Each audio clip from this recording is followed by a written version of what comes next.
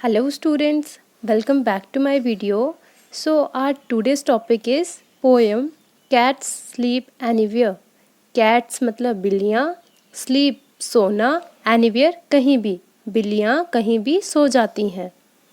First of all, the poet of this poem is Eleanor Farzano. Let's start with warm up. Some of you might have cats as pets. Where do you find them sleeping? आप में से कुछ students ऐसे होंगे जिन्होंने अपने घर में बिल्लियाँ रखी होंगी एज अ डोमेस्टिक एनिमल. और वो कहाँ पे सोई रहती हैं? आप उन्हें सोया हुआ कहाँ पे पाते हो? Let's move on to the poem. Cats sleep anywhere, any table, any chair. Top of a piano window ledge, in the middle on the edge. Open drawer, empty shoe, anybody's lap will do. Fitted in a cupboard box, in the cupboard with your frocks. Anywhere they don't care, cat sleeps anywhere. And now it's time for explanation. Students, क्या आपके घर में भी एक प्यारी सी cat है जो कहीं पर भी सो जाती है? कैट स्लीप एनीवेयर, बिल्लियाँ कहीं भी सो जाती हैं. ये तो आपको भी पता है, बिल्लियों के सोने की कोई फिक्स जगह नहीं होती. कैट स्लीप एनीवेयर, बिल्लियाँ कहीं भी सो जाती हैं. एनीवेयर क्या होता है? कहीं भी. एनी टेबल एनी चेयर, किसी भी टेबल के ऊपर, किसी भी चेयर के ऊपर. चेयर क्या होती है? कुर्सी. Top of piano window ledge, piano के टॉप पे, या तो विंडो लेज क्या होती है? खिड़की के पास जो शेल्फ होती है उस पे. In the middle on the edge, या तो खिड़की के बीच में मिडल में सो जाती है या तो एज कोने पे सो जाती है. ओपन ड्रॉर एम्प्टी शू, या तो खुले ड्रॉर में भी सो जाती है या खाली शूज़ में.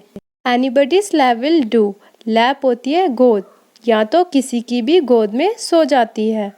Fitted in a covered box, बिल्ली तो कबर्ड बॉक्स में भी फिट हो जाती है. In the cupboard box with your frocks, और वो उस कबर्ड बॉक्स में सो जाती है जहाँ पे मैंने अपनी फ्रॉक्स रखी होती हैं. Anywhere they don't care, cat sleep anywhere, वो कहीं भी सो जाती हैं, उन्हें कोई परवाह नहीं होती. बिल्लियाँ जो हैं वो कहीं भी सो जाती हैं. By Elinor Farjeon. Now the new words और word meanings of the poem. शब्द अर्थ. Window ledge, a shelf like place near a window. Window ledge क्या होती है? एक शेल्फ जैसी जगह जो विंडो यानी खिड़की के पास होती है. एज, द बाउंड्री, यानी कोना, किनारा, उसे हम बोलते हैं edge. Next is the question answer of this poem. Answer this question. Question number 1. Name the 5 places where cat sleep according to the poet. 5 जगह बताओ जहाँ पोएट के अकॉर्डिंग बिल्ली सोती है. Answer. The 5 places where cats sleep according to the poet are, वो 5 जगहें जहाँ बिल्ली सोती है पोएट के मुताबिक वो हैं. फर्स्ट, विंडो लेज, खिड़की के पास जो शेल्फ जैसी जगह होती है वहाँ पे. एम्प्टी शू, खाली शूज़ में. ऑन द टेबल, टेबल के ऊपर. इन द ओपन ड्रॉर, खुले ड्रॉर में. ऑन द एज, खिड़की के किनारे पे. आप यहाँ अपने अकॉर्डिंग चेयर भी लिख सकते हो. On the chair. Top of the piano, anybody's lap, etcetera. Question second. Anybody's lap will do, what is meant by will do. किसी की भी गोद में सो जाती है, यहाँ विल डू का क्या मतलब है? In the line anybody's lap will do, the meaning of will do is to provide what is needed. इस लाइन में एनीबडीज लैप विल डू में विल डू का मतलब है कि वो प्रदान करना जो उसे चाहिए होता है.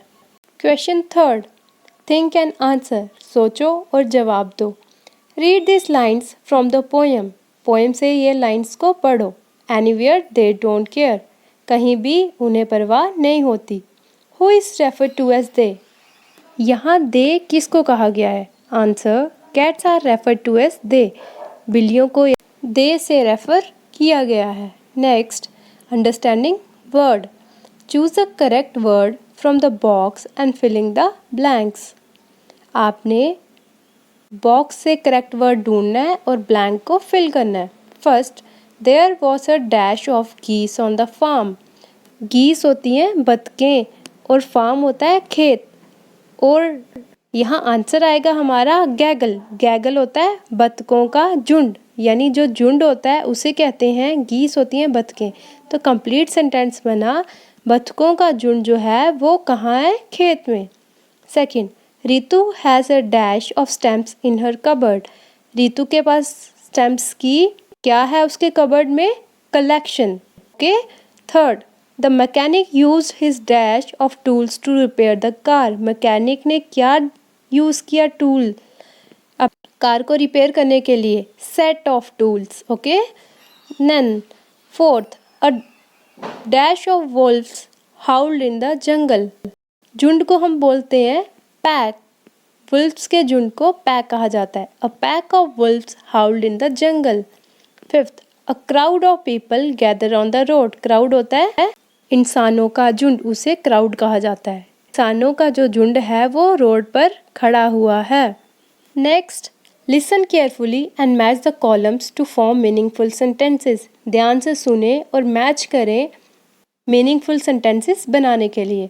मीता लाइक्स, मीता को क्या पसंद है? E, to read books, Meeta को बुक्स पढ़ना पसंद है। Second, the sun looked, option D, beautiful in the morning, जो सूरज है वो सुबह बहुत ब्यूटीफुल लगता है। Third, Samira has completed her homework, Samira ने अपना काम कंप्लीट कर लिया है, option A. Fourth, can I borrow your pencil please, option C, क्या मैं आपकी पेंसिल ले सकता हूँ please. Fifth, plants need sunlight air and water, plants को सूरज की रोशनी, हवा और पानी की ज़रूरत होती है, option B. Speaking, you are delighted to receive gifts of your choice on your birthday, describe the gifts and express your joy and feeling of happiness to the class. आपको बहुत खुशी होती है जब आपको अपनी चॉइस का गिफ्ट मिलता है आपके बर्थडे पर। अपने गिफ्ट्स के बारे में बताओ और अपनी फीलिंग जो है खुशी की उसे बयान करो अपनी क्लास में, अपने स्टूडेंट्स फ्रेंड्स के साथ। Then writing, look at the picture, these show certain things that we should do and we should not do. Write them in correct columns, इन्होंने आपको कॉलम्स दिए हैं, एक डस वाला एक डोंट्स वाला। जो काम आपको करने चाहिए, डोंट्स होता है जो आपको नहीं करने चाहिए। इन्होंने बोला है पिक्चर को देखो और बताओ आपको कौन सा काम करना चाहिए और कौन सा नहीं करना चाहिए। फर्स्ट देखो, एक पर्सन एनिमल को मार रहा है तो हमें ये नहीं करना चाहिए। थ्रोइंग स्टोन एट एनिमल्स, आपने ये नीचे लिखने हैं जहाँ आपको बॉक्स दिया है ब्लू वाला, डोंट्स में। देन बच्चा है अपने पापा की हेल्प कर रहा है, हेल्पिंग योर एल्डर्स, डस, ये आपने ऑरेंज वाले बॉक्स में लिखना है। देन बच्चा एक जो है वो मैच स्टिक से खेल रहा है, playing with the match stick, हमें मैच स्टिक से नहीं खेलना चाहिए, तो ये आपने ब्लू वाले बॉक्स में लिखना है डोंट्स में। देन एक गर्ल जो है वो ब्रश कर रही है, ब्रश योर टीथ, ये करना चाहिए, डस्ट में लिखना है ऑरेंज वाले बॉक्स में। Pronunciation, read this word aloud, stress on the edge sound, आपने इनको लाउडली ज़ोर से पढ़ना है और जो एज साउंड है उस पर स्ट्रेस डालना है। फर्स्ट है हेज, आ रहा है ना एज, स्लेज, ब्रिज, फ्रिज, हर जगह क्या आ रहा है? डज, लज, जज, स्मज, ठीक है। Activity, work in pairs, choose your favourite poem, recite it in the class with actions.